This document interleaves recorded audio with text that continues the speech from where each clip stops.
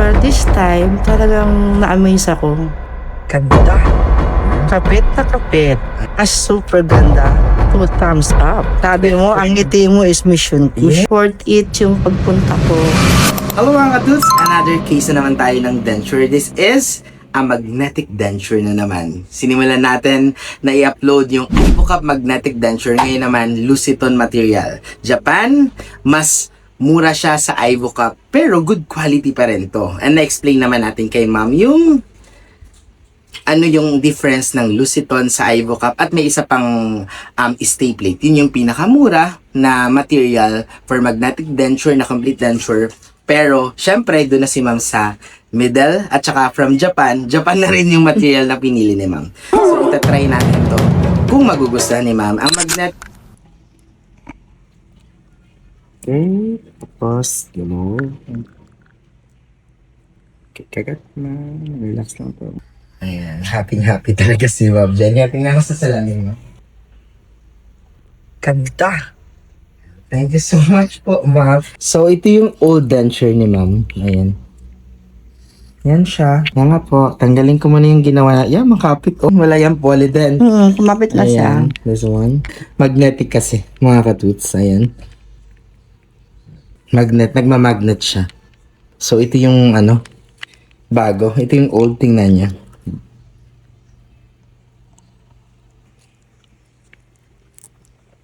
Na yung pag nag-smile si ma'am, yan, yung puro gilagid, ayan, kita. Tsaka maliit yung ngipin.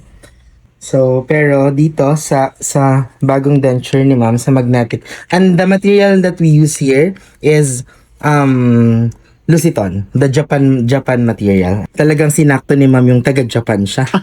Bago.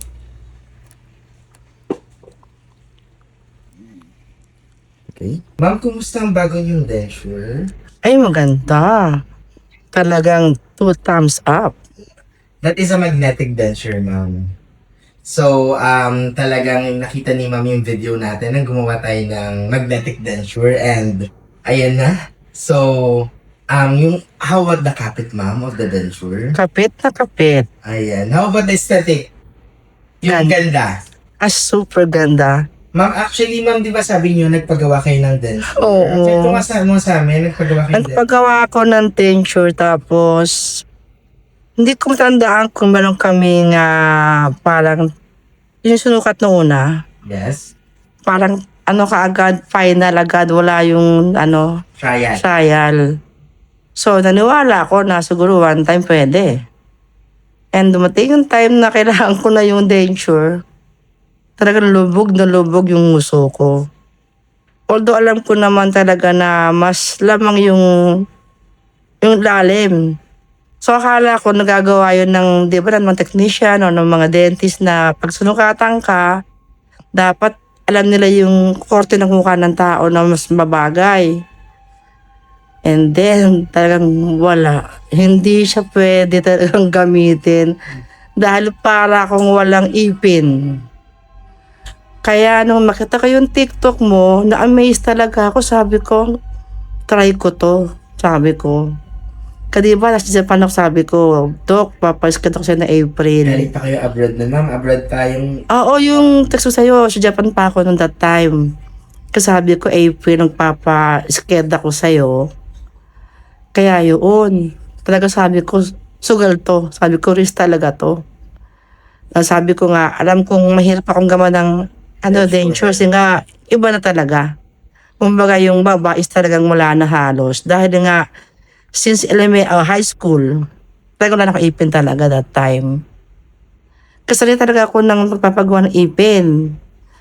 Pero this time, talagang na-amaze ako. Worth it yung pagpunta ko. Saka yung risk ko talaga is worth it talaga. Kaya 2 thumbs up.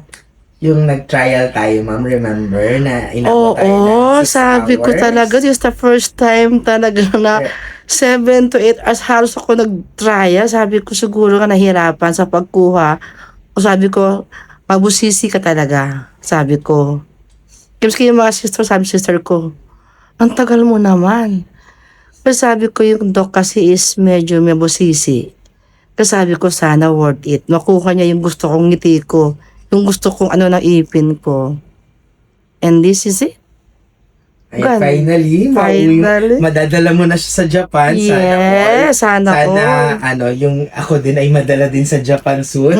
Nagpunta yun- nagpunta ka. Ayan, pero yung denture natin, mauwi ni ma'am sa Japan and talagang trinabaho natin siya ng matagal pero sobrang naging maayos at talagang yung testimony ng patient na ang dami niya ng nagawang denture since high school, dito lang siya na-satisfied. Sabi mo, ang ngiti mo is mission mo. Definitely. So mga katuts, simulan nilabas ko yung magnetic denture nung last video natin na pumalo na ng almost million views.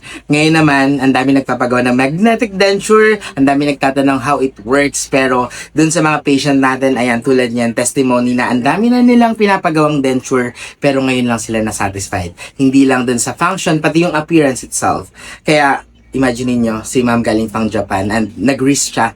Nakita tayo sa social media. Pero, yung testimony ni ma'am, yun yung pinakamasarap na part. Kahit anong masabi ng ibang tao na hindi naman sila yung nagpagawa ng denture, ang pinaka-importante is yung mararamdaman ng pasyente. So, sa mga katuts natin dyan na gustong magpagawa ng denture, quality denture, at hindi lang yung nakikita nyo sa social media, sa actual, masasabi ng patient na yun pa rin yung nakita nila sa social media. So, parati ko nga sinasabi, ngipin niyo yan, pero mission ko yan. Thank you, and don't forget to smile.